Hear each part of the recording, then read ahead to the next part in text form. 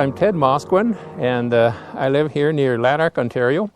And I've been associated with this Purdon Conservation Area for 25 years, I guess it is now.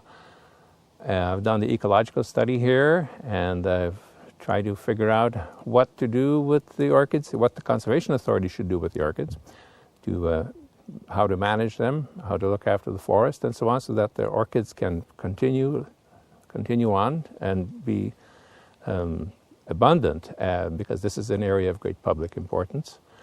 And we get a lot of visitors here, thousands of visitors every year when the orchids are in flower. So we're trying to maintain the area so that the orchids are in profusion for public enjoyment.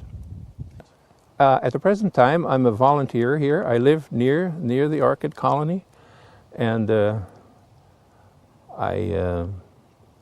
I tend to visit it many times every summer, especially when the orchids are in flower, and I take tours here. The teachers groups and horticultural societies call me up, and I take them on tours.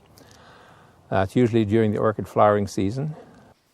At present, I'm retired and spend my time as a volunteer, part of which goes into the management of these orchids to try to bring them back, because since it's been abandoned by Joe Purdon, since he died in the late 1970s, there has been very little management work, and the great forests here have come back in abundance, caused a lot of shade, and orchids have been decreasing in abundance. So we're trying to reverse that.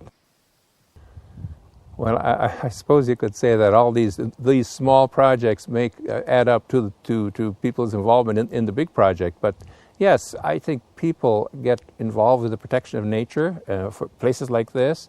They do worry about the big picture and what's happening to the planet. It gives them some feeling for what's out there on the land, and a whole series of small projects like this, like field trips by nature clubs, nature trails, various kinds of hands-on restoration projects that are run by nature clubs, and so on, are small-scale projects, and these make people feel as if they have a stake in the future of the environment of the planet, you know.